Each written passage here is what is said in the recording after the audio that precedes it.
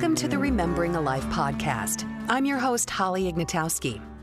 Today we're talking with LaShonda Martin, a licensed funeral director at the Kemp Funeral Home in Michigan, and Timothy McClune, co-owner of William R. May Funeral Home in Pennsylvania. Funeral directors, of course, help families after a loved one has died and guide them in planning a meaningful service so family and friends can gather to say goodbye and begin to mourn.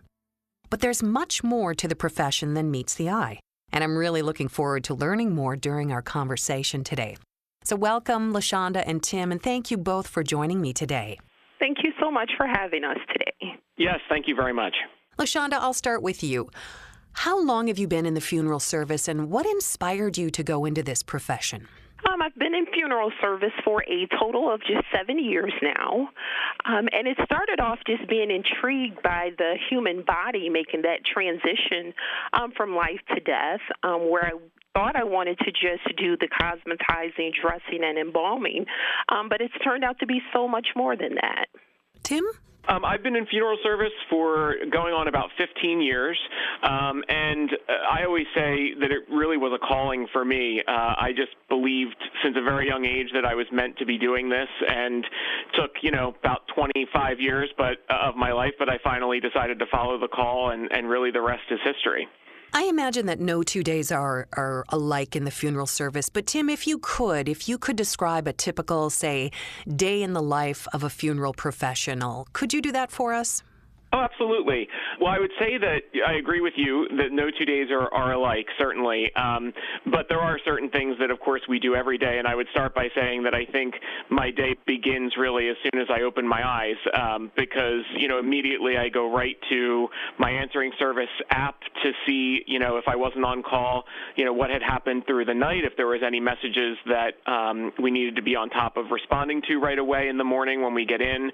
And then from there, I'll often check our email to kind of, again, see if there's any correspondence from families that we need to be making sure we're keeping up with.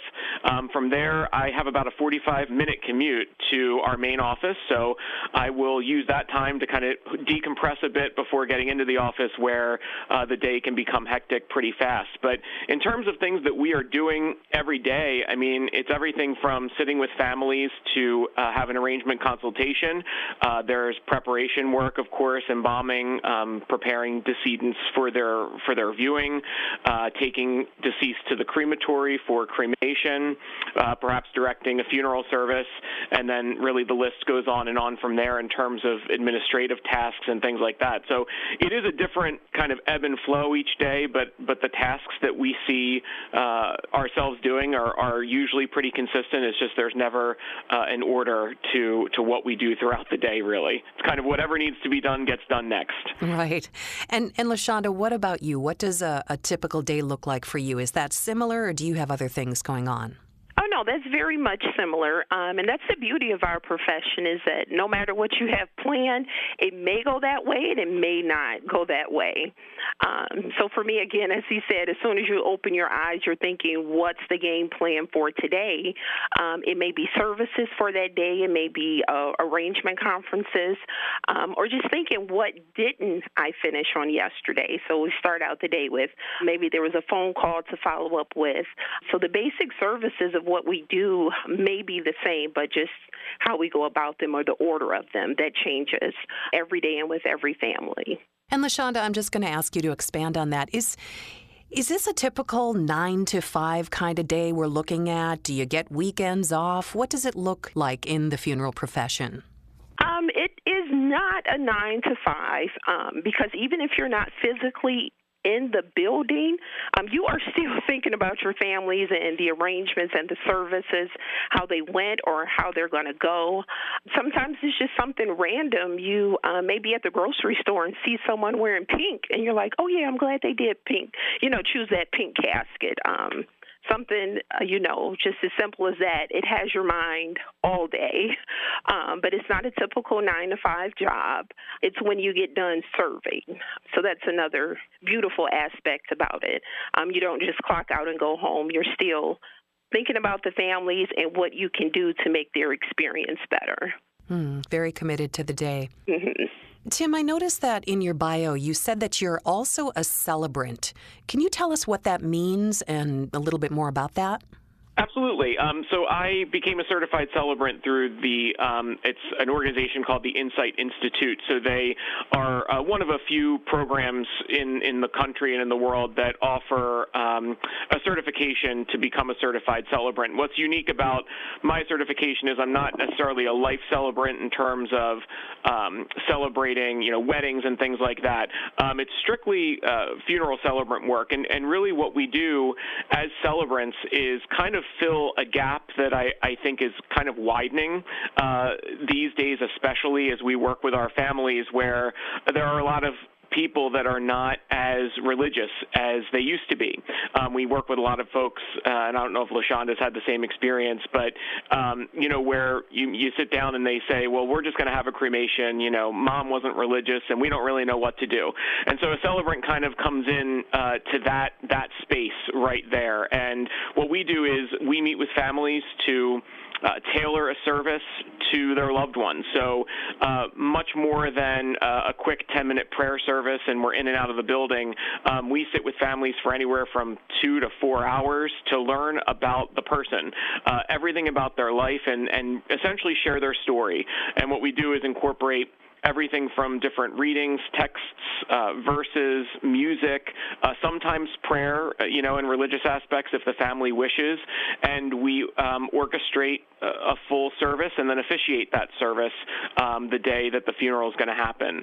And it seems to be something that is picking up in importance to people, because as we do these services, we see in real time how meaningful they can be, and often get comments from guests that say, I didn't even know this person and I'm leaving feeling like I did. So that's really essentially what a celebrant does, for families. So it's definitely not a one-size-fits-all. You like to really make it special for each individual client. Absolutely. We try to, at least I try to just get the family talking. And I just say, you just talk about Dad. Nothing's off limits. I usually will ask questions to kind of keep the conversation going. And sometimes people will stop me and say, oh, you're not going to put that in there. And I say, well, what we try to do is get those little snippets that you might think are off color or not ordinarily part of a service and work them in. And that's what really makes it personal. Every career has its challenges and rewards, and you're both very passionate about what you do. You would need to. LaShonda, can you talk about some of your biggest challenges and some of the rewards of being a funeral professional? Sure. Some of the challenges would be if you find yourself getting emotionally attached to a family, we all want to go above and beyond for each family. And that can be taxing at times when you're working with multiple families and trying to give them all your undivided attention. That can be taxing mentally and physically. But you want to do the best you can for all of your families.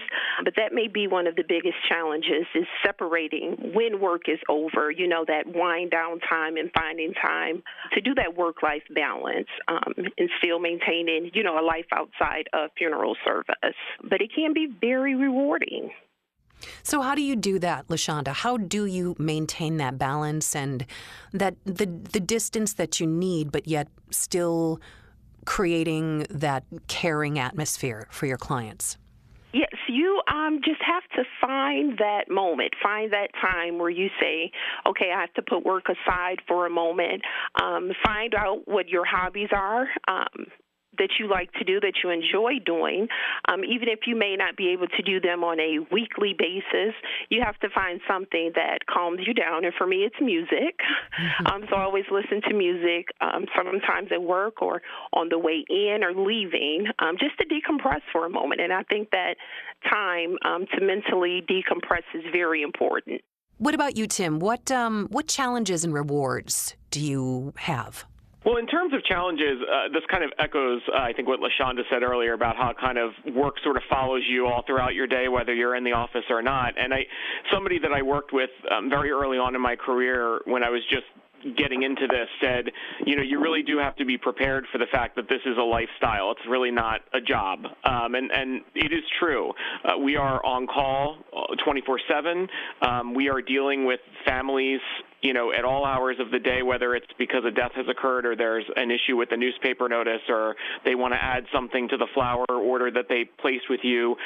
We have to be ready to respond all the time because these people are going through the worst times in their lives. And so our availability and accessibility is super important. So it really does become something where, you don't leave the office at 4:30 in the afternoon and just go home and never think about work again. You're often dealing with it all night long. But I think what's really beautiful about it is that the appreciation that people show for all those things we do is often overwhelming, and it's very humbling.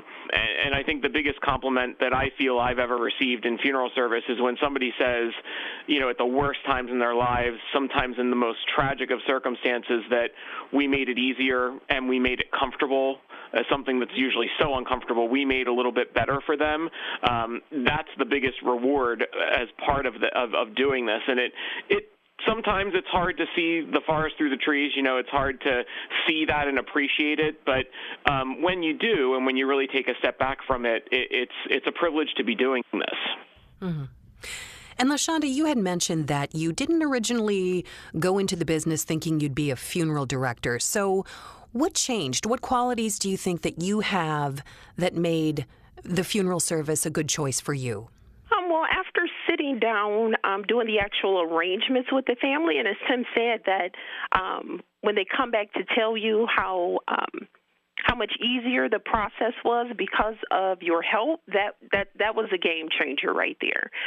Just to see the weight lifted off of your families as you're sitting there talking to them, or when the arrangement ends and they say, that was easier than I thought it was, or it was not as hard as they thought it was. That rewarding part there made me want to continue to do the other side of the funeral service as far as meeting with families, arranging, and doing the services. It's that 2 weeks later when you get that hug saying how easy you made it for them, that part right there. And Tim, what about you? What do you think your qualities are? What brought you to the funeral service? Well, I think I've always been a pretty sensitive person. I've always had a pretty good ability to read people, and I think that when you're in it, especially when you're making arrangements with families, it's really important to be able to kind of read the room so that you can anticipate some of the things they might not be asking or they might not be wanting to talk about, and kind of work through some of those things. And I think being organized. I tend to be a pretty organized person, and you have to be, because when you're doing this, we only get one opportunity to do what we do for people. There are no do-overs, so it has to be right every single time, and that may sound like a lot of pressure to put on oneself, but it really does. So being organized is super important, and I like to consider myself to be pretty organized. Are there myths about the funeral service industry that you may have heard or that maybe bother you? I'll start with you, Tim. Well, yeah, I think that some of the common misconceptions or myths to some degree are that, funeral directors are money hungry, we just want to take advantage of people at the worst times of their lives.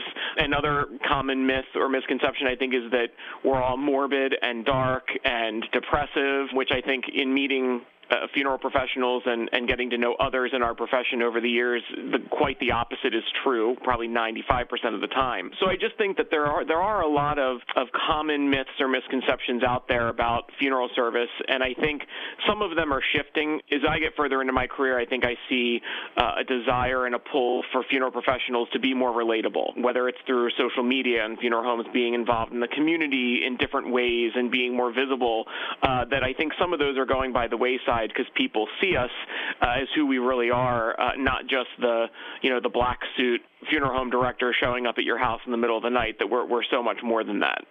Do you agree, LaShonda? Yes, I do, 100%.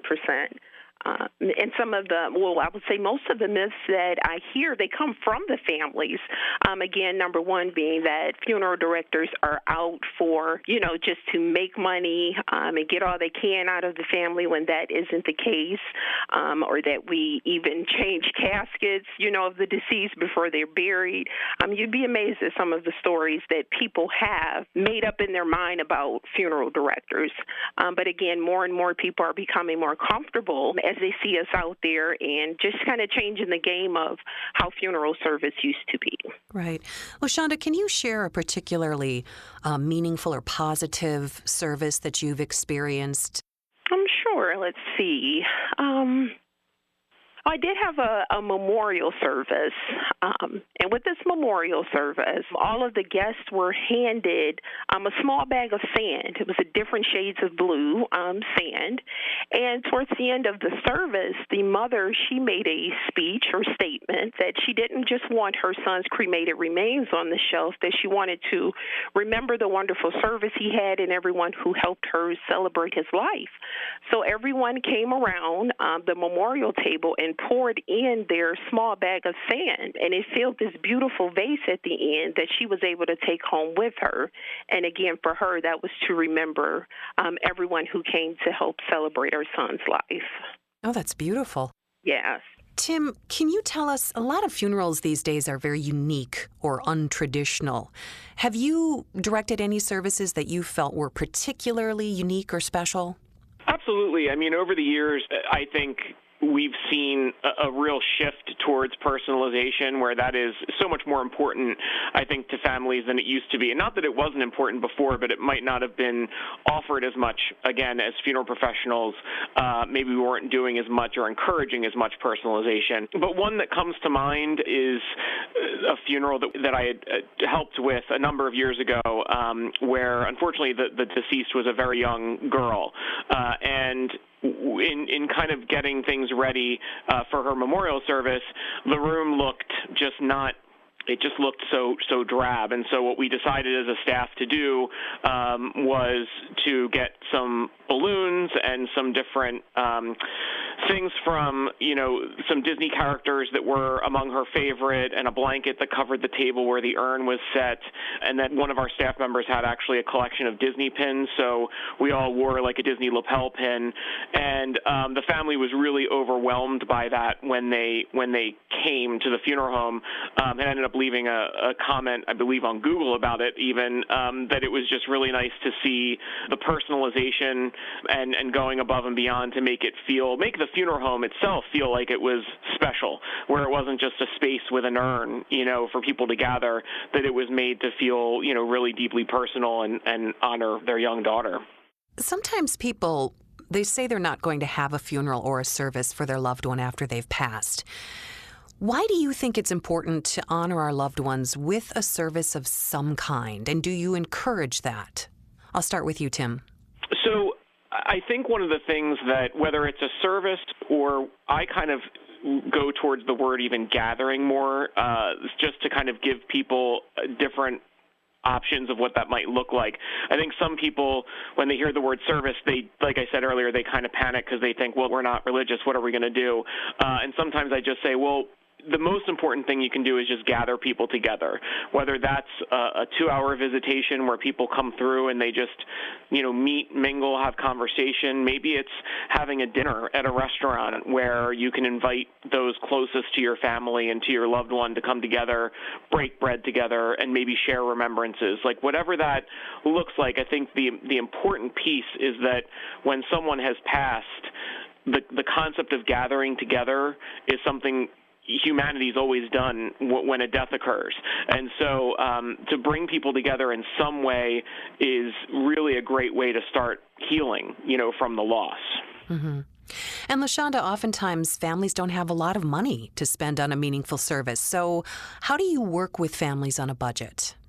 Well, you would certainly want to ask them what their budget is and let them know all of the options within that budget. That is very important to let them know, even if you're working with a small budget, there are still ways to honor the life of your loved one. And that's why you sit there, as Tim said, for those 2, maybe 4 hours, so that you can iron through and iron out all of the possibilities for meaningful service. It doesn't have to cost tens of thousands of dollars for you to feel that you've honored your loved one.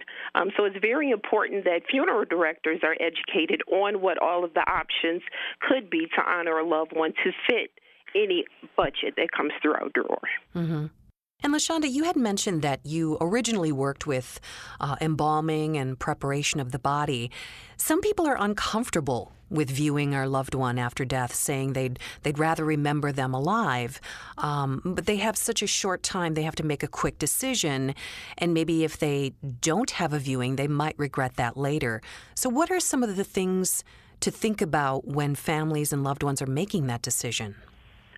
Some things to think about is just asking them all of the questions as far as why. Why wouldn't you want to see your loved one? And maybe that'll help the director explain to them the importance of seeing the body.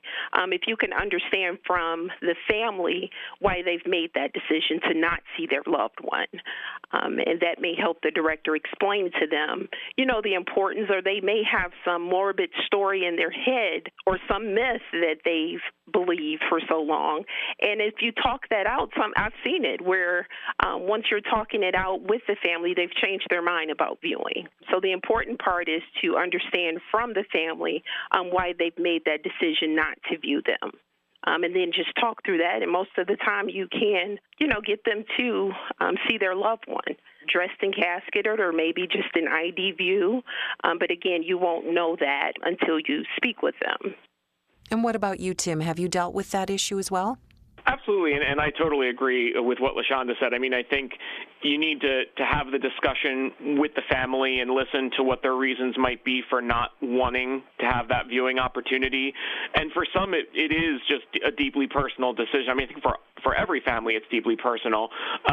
But, we as funeral directors, I think, can help convey to families some of the value in viewing. And as LaShonda said, whether it's a full, casketed service where their loved one is fully prepared and laid out, or it's something where there's a private opportunity to say goodbye before cremation, I think some families that are on the fence do find value after the fact and having the ability to have at least said goodbye and kind of deal with the reality of the death. And a lot of times that viewing opportunity is what helps to solidify the reality of death for people so that they can really begin to grieve.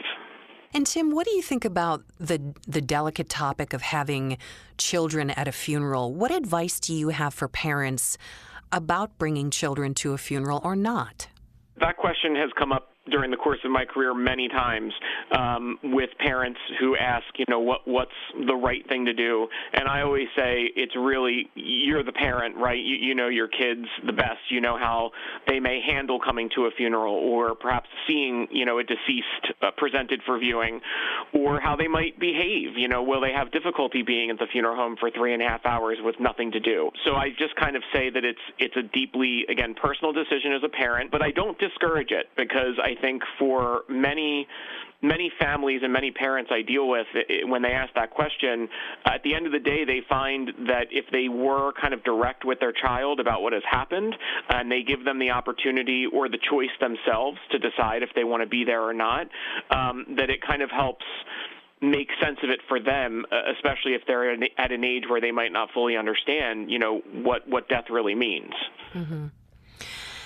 You both deal with grief on a daily basis. LaShonda, do you feel like you have to be a grief counselor sometimes?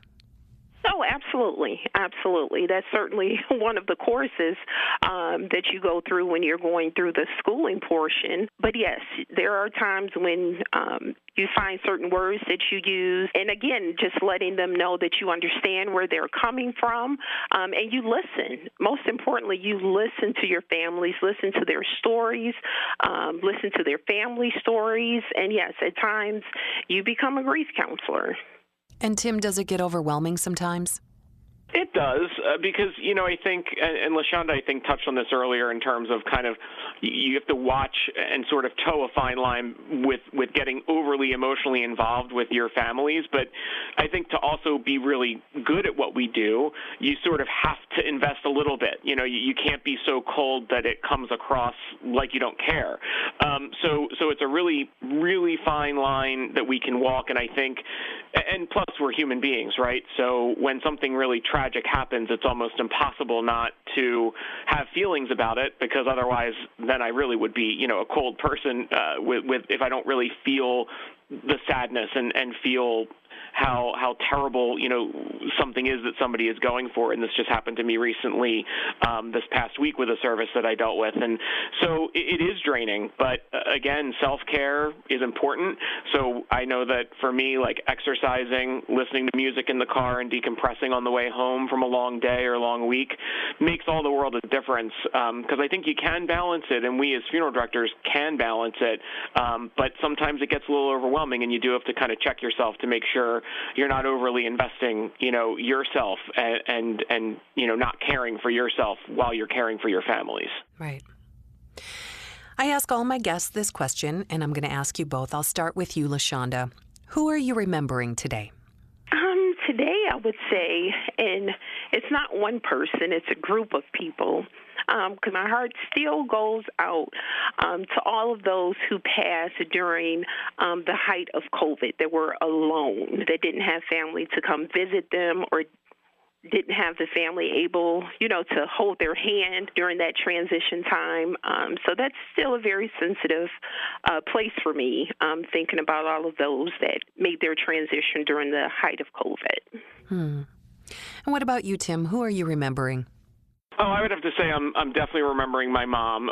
We lost her in October of 2018, and she was always a staunch supporter of my, choice to enter funeral service, and I think she would be very proud of where I've ended up in my career, and even just, having this conversation and getting to be a part of this podcast to bring a better awareness of what funeral directors do, to consumers, I think is super important, and she'd be proud of that. So I'm by far thinking and remembering her.